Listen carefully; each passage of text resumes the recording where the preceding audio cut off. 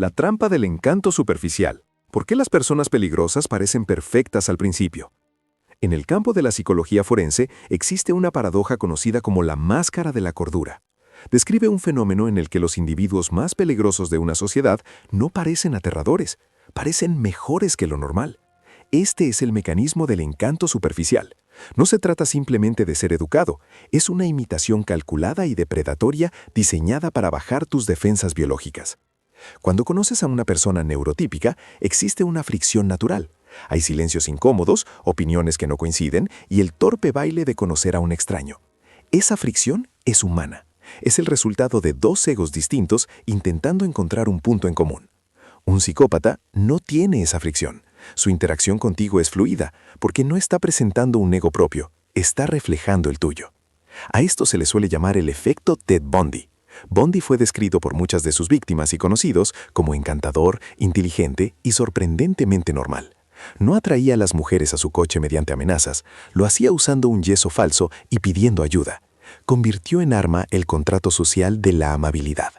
Biológicamente, el psicópata explota el deseo del cerebro humano de cohesión social. Los seres humanos somos animales de manada. Estamos programados evolutivamente para confiar en personas que se nos parecen y que validan nuestro estatus. Un psicópata detecta tus inseguridades y deseos en cuestión de minutos. Si quieres ser visto como inteligente, se mostrará como el estudiante que admira tu mente. Si quieres ser visto como atractivo, se hará pasar por el admirador tímido abrumado por tu belleza. No están entablando una conversación, están ejecutando un algoritmo de recopilación de datos. Analizan tus microexpresiones para ver qué te hace sonreír y qué te pone tenso, y ajustan su personaje en tiempo real. Por eso, en retrospectiva, el encanto se siente superficial. No tiene profundidad porque no tiene historia. Es un reflejo de superficie de aquello que necesitabas ver en ese momento. El peligro reside en lo eficaz que es para anular tu intuición. Tu instinto suele advertirte del peligro, pero el encanto superficial hackea ese sistema inundándote de validación. No sientes miedo, te sientes visto, te sientes especial. Pero la realidad es que no estás siendo apreciado, estás siendo preparado. El encanto es el anestésico administrado antes de la cirugía. Garantiza que estés dócil, cómodo y completamente inconsciente de que la persona que te sonríe no te ve como un ser humano, sino como un recurso que será explotado. 2. Love bombing, la táctica de manipulación del afecto abrumador antes de que comience el abuso. El love bombing es la utilización de la dopamina como arma. Es una blitzkrieg psicológica diseñada para crear una adicción sintética al depredador en cuestión de días o semanas. En una relación sana, la confianza y el afecto se construyen lentamente, capa por capa, a lo largo de meses. Esta progresión lenta permite que ambas partes evalúen la seguridad y la compatibilidad. El love bombing destruye por completo esa línea de tiempo. El psicópata acelera el ciclo de intimidad a una velocidad imposible. Te dirá que eres su alma gemela después de 2 citas, planeará tu futuro, pondrá nombre a tus hijos y te enviará mensajes sin parar desde la mañana hasta la noche.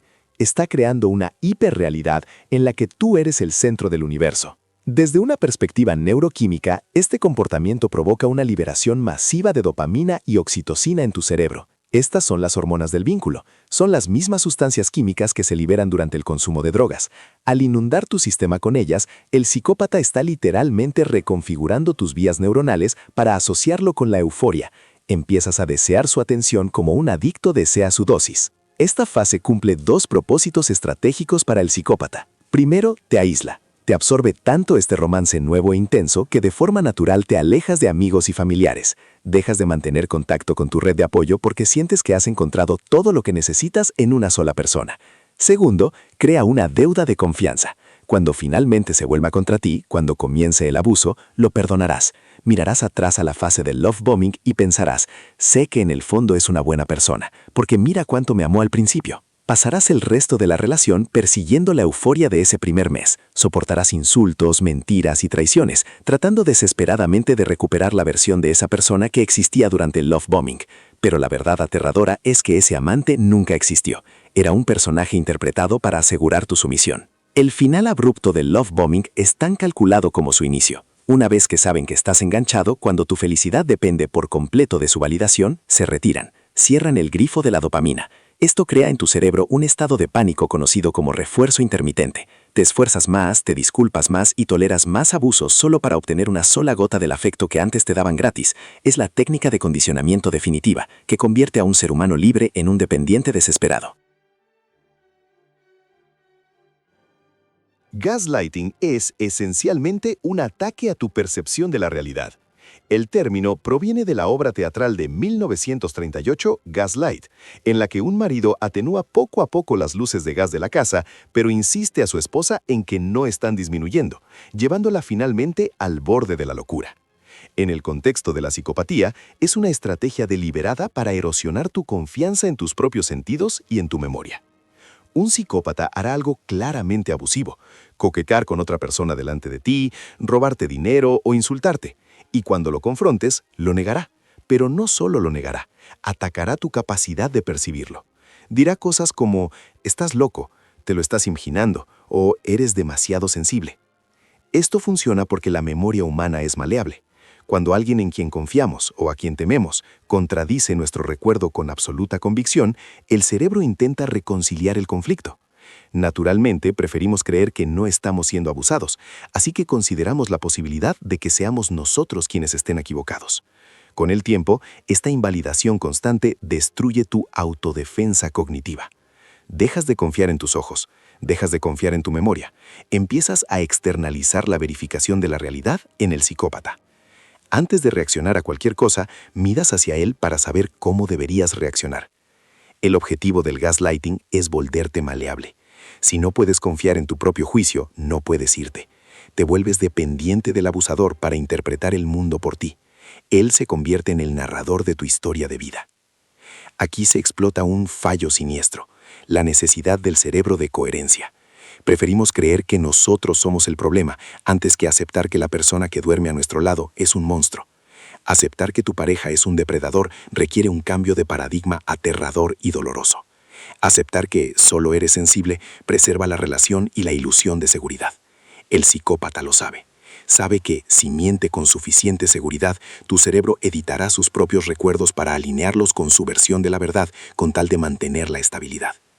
Esto conduce a un estado de fragmentación psicológica. Las víctimas de gaslighting prolongado suelen describir que se sienten como un cascarón vacío o que tienen niebla mental. Esto es el resultado de suprimir constantemente su propia realidad para sobrevivir dentro del delirio fabricado por el psicópata. Es una forma de colonización psicológica, en la que la mente de la víctima es reemplazada lentamente por la voluntad del abusador. Falta de empatía. La prueba del bostezo. ¿Puede el bostezo contagioso identificar realmente a un psicópata? La empatía no es solo una virtud moral, es un mecanismo biológico. Es el hardware que nos permite simular el estado emocional de otra persona. Cuando ves a alguien aplastarse un dedo con una puerta, haces una mueca. Sientes un dolor fantasma. Esto ocurre porque las neuronas espejo de tu cerebro se activan como si la lesión te hubiera pasado a ti. Esta red neuronal es la base de la sociedad humana, ya que evita que nos hagamos daño unos a otros al volver químicamente desagradable presenciar el dolor ajeno. Un psicópata tiene el sistema de neuronas espejo dañado. Puede comprender cognitivamente que está sufriendo, sabe que llorar significa tristeza y gritar significa miedo, pero no lo siente. No hay resonancia somática. Para él, tu dolor es solo información, es neutra. Por eso puede infligir tortura, ruina financiera o devastación emocional sin que se le acelere el pulso. Uno de los indicadores más inusuales, pero con respaldo científico, de esta desconexión es el bostezo contagioso. En los humanos neurotípicos, el bostezo es altamente contagioso. Si ves a alguien bostezar o incluso lees la palabra bostezo, tu cerebro activa una respuesta empática.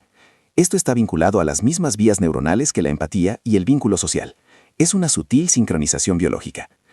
Los estudios han demostrado que las personas con altos rasgos psicopáticos son significativamente menos susceptibles al bostezo contagioso. Pueden ver video tras video de personas bostezando sin que se active el reflejo. Su cerebro resiste la sincronización social. Aunque esta prueba del bostezo no es un diagnóstico definitivo por sí sola, ilustra el profundo aislamiento biológico del psicópata. No está sincronizado con el grupo, opera en un circuito cerrado. Esta falta de empatía suele dividirse en dos tipos: empatía cognitiva y empatía emocional.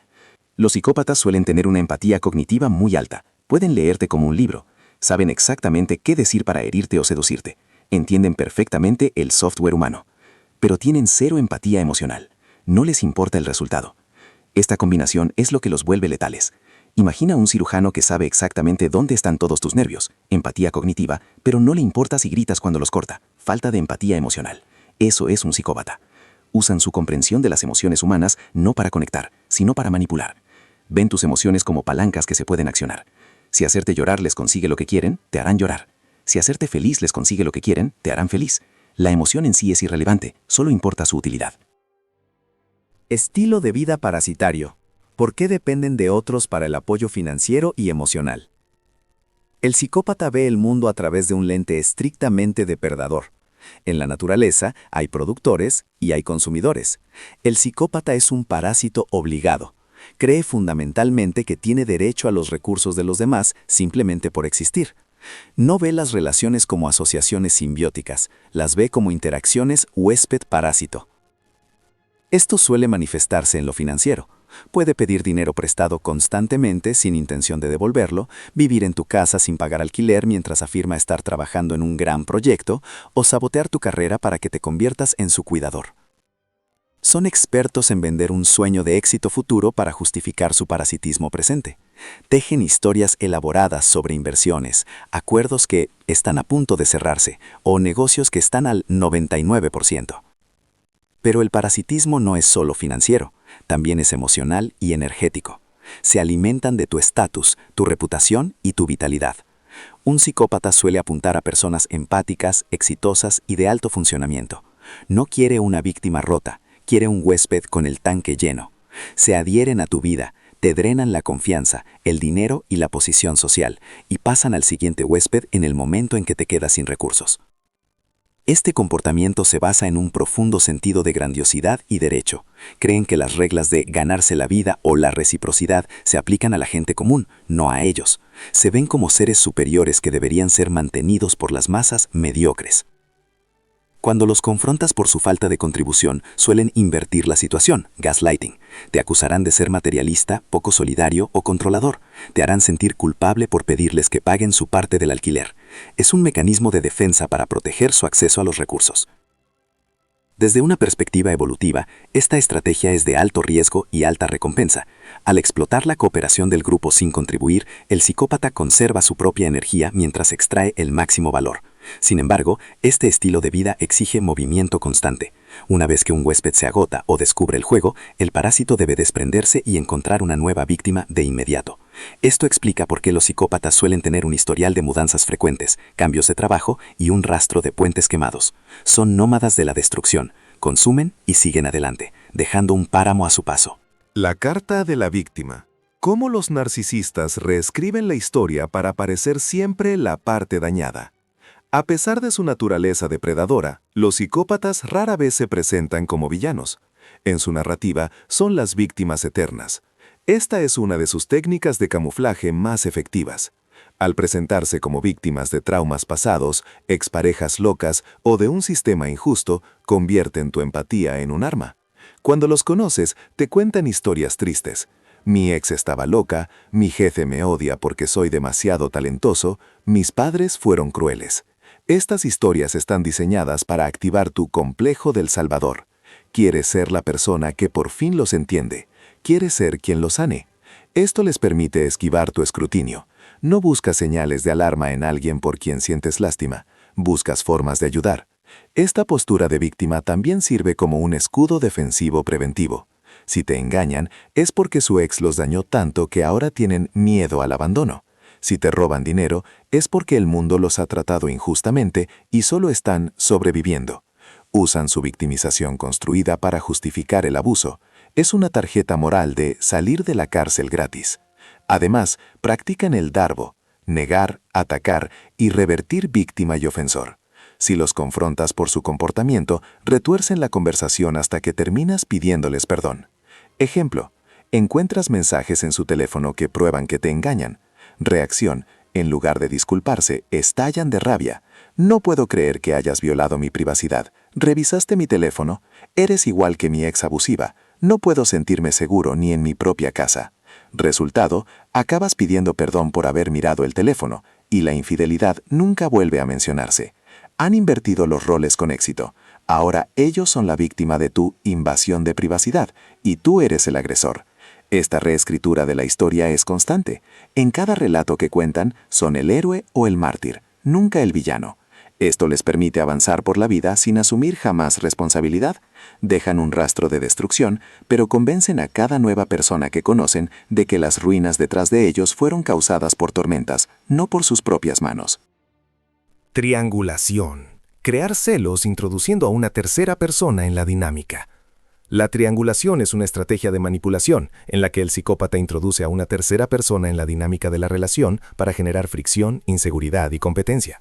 Esta tercera persona puede ser real, un ex, un compañero de trabajo, un amigo, o imaginaria.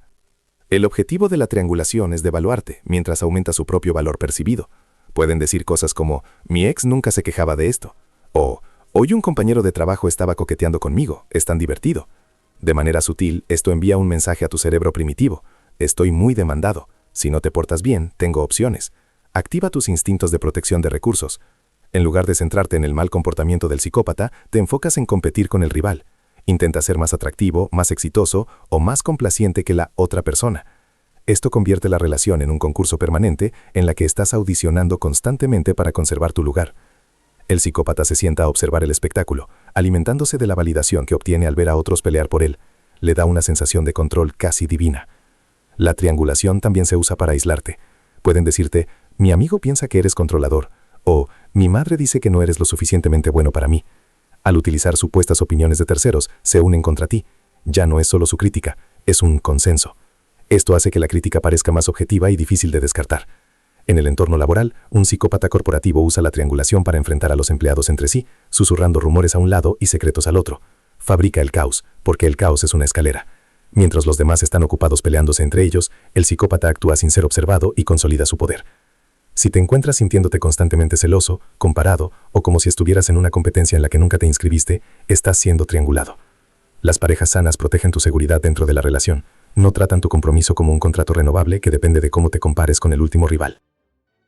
La mirada. La diferencia biológica en la dilatación de las pupilas y la frecuencia de parpadeo de los depredadores.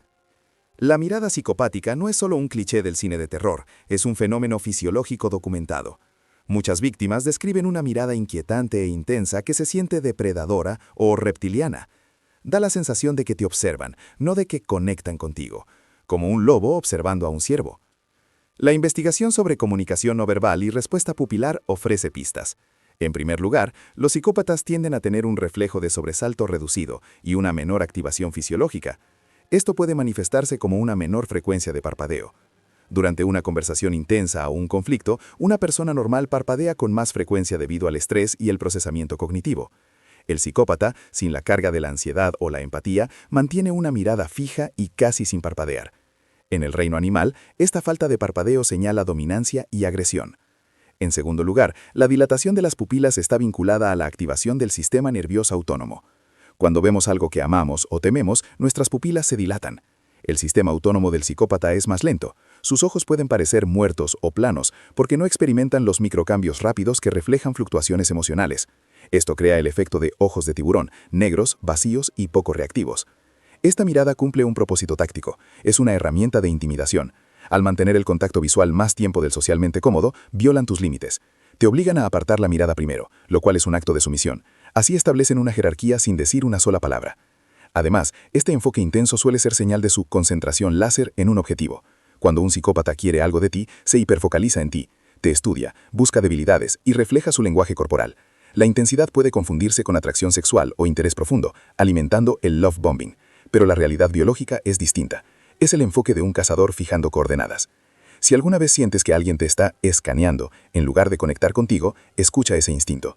Tu amígdala, el centro del miedo del cerebro, está detectando un patrón de amenaza que tu mente consciente aún no ha procesado. Esa sensación inquietante son millones de años de datos evolutivos gritándote que huyas. Impulsividad versus planificación. La diferencia entre un sociópata impulsivo y un psicópata de sangre fría. Aunque los términos sociópata y psicópata suelen usarse indistintamente en la cultura popular, clínica, bajo el paraguas del trastorno antisocial de la personalidad, y criminológicamente, existe una diferencia clara en su control de impulsos y en su capacidad de planificación.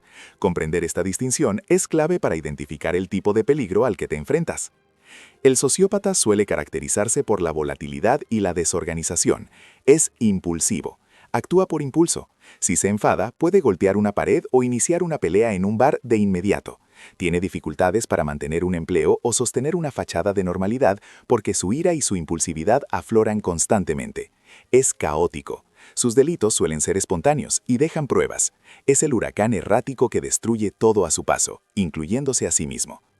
El psicópata es de sangre fría. Actúa con una planificación escalofriante. Tiene un excelente control de los impulsos cuando eso sirve a su objetivo final. Un psicópata puede sentir una oleada de ira y no mostrar absolutamente nada en su rostro. Puede esperar meses o incluso años para vengarse. Es el francotirador, no el huracán. Esta capacidad de retrasar la gratificación hace que el psicópata sea infinitamente más peligroso. Puede integrarse en roles de alto funcionamiento, directores ejecutivos, cirujanos, abogados, políticos. Puede mantener una familia, una carrera y una reputación de décadas, mientras lleva en paralelo una vida de abuso o delito. Trata la vida como un juego de ajedrez. Cada movimiento está planificado. Si te hizo daño, no fue un accidente, fue una decisión. Esta función ejecutiva fría les permite imitar las emociones a la perfección porque no están desbordados por sus propios sentimientos. Un sociópata podría reírse en un funeral porque no puede controlar su energía nerviosa. Un psicópata llorará en un funeral, no porque esté triste, sino porque sabe que llorar es la jugada ganadora en ese escenario social. Si estás tratando con alguien que parece tener un temperamento errático y explosivo y vive en el caos, puede que estés frente a rasgos sociópatas. Pero si estás tratando con alguien meticulosamente compuesto, que nunca parece perder el control, y aún así orquesta de forma constante situaciones en las que tú sales herido mientras él o ella queda limpio, estás frente a la planificación fría y calculada de un psicópata. El sociópata te asusta con su ruido. El psicópata debería asustarte con su silencio.